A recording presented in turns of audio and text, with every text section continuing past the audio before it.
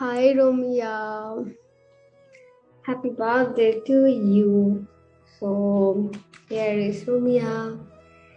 And আজকে আমি notice করলাম যে আহ, যখন তোর সাথে আমার দেখা হয় নাই, সরি এটা আমি রাখি। যখন তোর সাথে আমার দেখা হয় নাই, তখন আমি আই যখন লিখতাম তখন যে মনে করতাম যে আইটা একটা ক্যান্ডেল, দেখা যাচ্ছে কিনা। তো আমি সবসময় আইটাকে মানে যখন কোনো লেটারের মাঝখানে আই থাকতো তখন আমি যে এরকম করে কিছু একটা লিখতাম আর কি।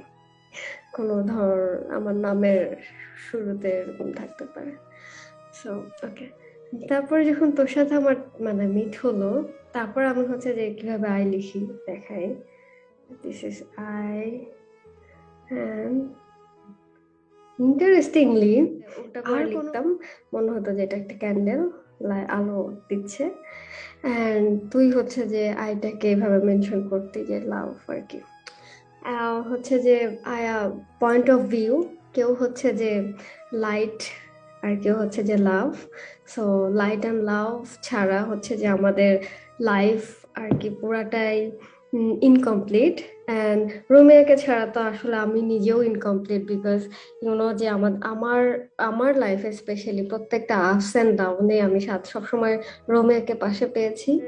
সব থেকে ইম্পর্টেন্ট টাইমটাতে যখন আসলে আমরা ডিসিশন নেই, যখন আসলে আমরা বুঝতে পারি না কি করব, যে সময়টাতে আসলে আমরা সব থেকে বেশি ডিপ্রেশন বা যে একটা অনাস্থা বা যে নিজের প্রতি বিশ্বাস থেকে আমরা দূরে ছিটকে চলে যাই, সেই সময়টাতে আসলে রোমি আমাকে দারুণভাবে ব্যাকআপ সাপোর্ট দিয়েছে, যার জন্য আমি যে ফর এভার গ্রেটফুল। অ্যান্ড আমি তো আজকে অনেক দূরে, কাছে থাকলে তো অনেক কিছু করা হতো বা করার অ্যাটলিস্ট চেষ্টা করা যেত।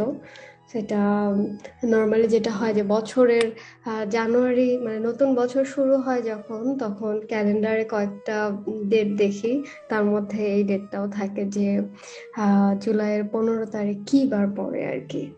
তো যে 15 তারিখ ফ্রাইডে, তখন মনে হচ্ছিল যে তার মানে তো আমাদের অফিস ছুটি থাকবে আর আমরা যে একসাথে হয়তো সেলিব্রেট করতে পারবো। রিজিকটা আসলে এই জায়গায় বাংলাদেশে নাই, বাংলাদেশের বাইরে, হোয়াট এভার।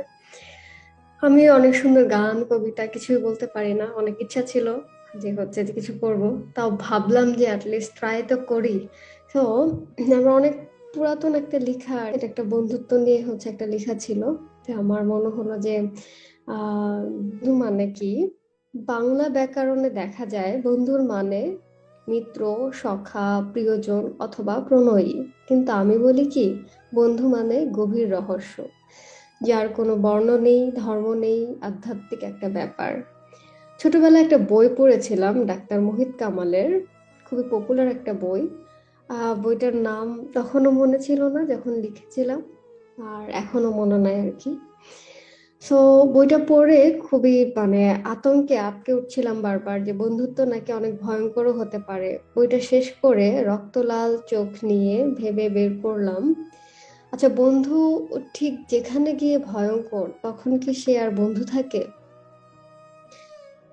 তো তার কিছুদিন পরে ইমদাদুল হক একটা লেখা লিখলো, সেখানে লেখা ছিল এরকম যে জীবন যেখানে আটকে গেছে সেখান থেকে বন্ধুরা আমাকে পার করেছে।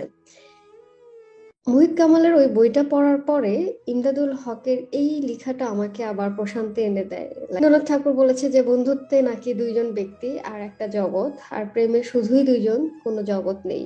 হায় বন্ধুত্ব আর কত রহস্যময়। সত্যি, বন্ধু ভয়ঙ্কর, তবে সেটা সুন্দর। মন খারাপ হলে কেউ যায় সমুদ্র দেখতে, কেউ যায় মেঘ ছুতে, আমি ছুটে যাই বন্ধু তোমার কাছে। আমার কি আর মেঘ সমুদ্র কম আছে? একজন মনীষী বলেছিলেন, বন্ধুত্ব আবশ্যিকভাবে অংশীদারিত্ব। কোথাও এভাবে বলা আছে, বন্ধু নাকি সুস্বাস্থ্যের মতো, হারালেই কেবল তার মূল্য অনুধাবন করা যায়। এমনও বলা হয়, বন্ধুত্বের সম্পর্ক হতে হয় হাত আর চোখের সম্পর্কের মতো। হাতে ব্যথা পেলে চোখে জল আসে, আর চোখে জল ঝরলে হাত এগিয়ে যায় জল মুছে দিতে। কত অসাধারণ! আর আমি বলি কি, আমার অনুভূতির রঙিন জানালা খুললেই আমি শুধু আমার গোলাপি রঙের প্রিয় মুখটিকে দেখতে পাই। মনে করে যে ফ্রেন্ডশিপ আসলে একটা রিলেশনশিপই না, এটা একটা অ্যাচিভমেন্ট, এটা একটা অ্যাসেট আর কি।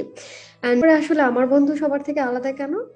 আমার বন্ধু আমার দেখা সব থেকে অসাধারণ ব্যক্তিত্বের একজন, যাকে দেখলে আমার তার মতো হতে ইচ্ছা করা হয়। সে কখনোই সেটাকে জাজ করে না, বরং আমি যেভাবে বলি সে সেভাবেই সেটা শোনে।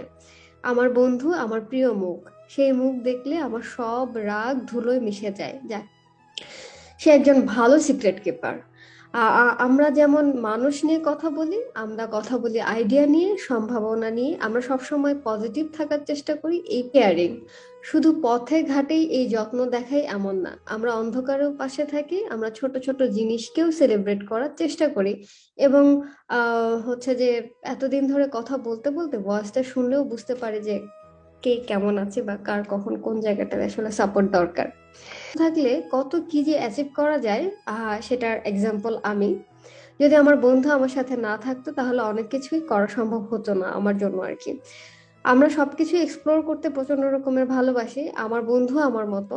আমরা একসাথে দেশ এবং দেশের বাইরে ঘুরে বেরিয়েছি নির্ভয়ে, যেটা আমার প্রিয় বন্ধু পাশে না থাকলে কখনোই হতো না। এই যে সাহসটা, স্টেপ নেওয়া বা একটা উদ্যোগ নেওয়া, সেটা আসলে আমি রোমিয়ার কাছ থেকে পেয়েছি। এবং ও পাশে থাকলে আমার আসলে গুগল ম্যাপেরও দরকার হয়, অল ইন সাথে সবকিছুই ব্যালেন্স করে চলতে পারতাম, আমাদের পরিবারও আমাদের উপর ভরসা করতে পারতো। আমরা শুধু আমাদের নিজেদেরকে নিয়ে ভাবতাম না, আমরা আমাদের ভাবনাগুলোর মাঝে ফ্যামিলির জন্য কিছু করার উদ্যোগ নেই মাঝে মাঝে। আমরা বিভিন্ন সময় সোশ্যাল অ্যাক্টিভিটির সাথেও নিজেদেরকে এঙ্গেজ রাখার চেষ্টা করি, যেমন আমাদের ছাত্র জীবন থেকে কর্পোরেট জীবন, সব জায়গায় সাপোর্ট করেছি নিজেদেরকে, ইন্সপিরেশন হিসেবে কাজ করেছি একজন আরেকজনের জন্য। আমার মন চাইলে রিক্সা নিয়ে যেমন টিএসসি চলে যেতাম এক প্লেট পানিপুরি খাওয়ার জন্য, আবার টিকিট কেটে চলে যেতাম সমুদ্র কিংবা পাহাড়ের কাছে। ছাত্র জীবন সসম্মানে শেষ করে চাকরি জীবনের সফল এবং সম্মানিত জায়গায় কাজ করতে পারছি। আশা করি সামনের প্রতিটি পদক্ষেপে আমি আমার বন্ধু রোমিয়াকে আমার পাশে পাবো, এক এক করে সব ইচ্ছাই সত্যি করে ফেলবো। রবীন্দ্রনাথ আরো একটি কথা বলেছিলেন, প্রেম নাকি মন্দির আর বন্ধুত্ব হলো বাসস্থান। মন্দির হতে দেবতা চলে গেলে বাসস্থান হিসেবে কাজে লাগানো যায় না, কিন্তু বাসস্থানে দেবতা প্রতিষ্ঠা করা যায়। বন্ধুত্বে আছে অসংখ্য ভুল আর অনুতপ্তের হাজারো গল্প জমা, যেখানে কৃত্রিমতা বলে কিছু নেই। বন্ধুর জন্য জন্মের পর জন্ম অপেক্ষা করাও মধুর, সেই মধু পান করবার সৌভাগ্য কিন্তু সবার হয় না। বন্ধু সুন্দর, বন্ধু নীল আকাশ, বন্ধু তুমি কাঠবিড়ালি, বন্ধু আমার রাতের পাখি। মহৎ জিনিসের কোনো সংজ্ঞা হয় না, তার তল খুঁজে পাওয়া যায় না। আচ্ছা বলো তো, পানির কি রং হয়? আকাশ কি ছোঁয়া যায়? সমুদ্রের কি শেষ আছে? বন্ধুত্বে অর্থ এর থেকেও বিশাল, যার শুরু আছে শেষ নাই।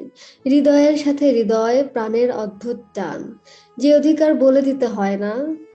আমি একজন বন্ধু প্রেমী, অ্যান্ড সব শেষে আসলে আমি এত কিছু বলতে পারি যার জন্য রোমিয়াকে অনেক অনেক থ্যাঙ্কস আমার পাশে থাকবার জন্য। আমি আমার নিজেকে আবিষ্কার করতে পেরেছি। And happy birthday to you. আজকের এই দিনটা আমার জন্য অনেক অনেক স্পেশাল, বিকজ আজকের দিনের জন্য আসলে আমি আজকে তোর মতন একজন স্পেশাল কাউকে পেয়েছি, যে আমাকে এইভাবে আসলে সাপোর্ট তো করেছে। সাপোর্ট তো বন্ধুরা করেই, আরো অনেক বন্ধুরা করে, বাট তুই যেরকম অন্ধকারের নিজের শ্যাডোটা যেরকম হারিয়ে যায়, কিন্তু তুই যেরকম ঠায় পাশে দাঁড়িয়ে থাকিস, এটা খুবই বিরল। সো আমি প্রে করি, উইশ করি সবার লাইফে যেন তোর মতন একটা ফ্রেন্ড থাকে, সো দ্যাট কারো লাইফটা আসলে ইনকমপ্লিট মনে হবে না। যখন ভালো থাকার প্রার্থনায়, অনেক দিন যতদিন বেঁচে আছি পাশাপাশি থাকার আশায়, আজকের মতো এখানেই শেষ। অনেক অনেক শুভকামনা, শুভ জন্মদিন, রোমিয়ার জন্মদিন আজকে। সো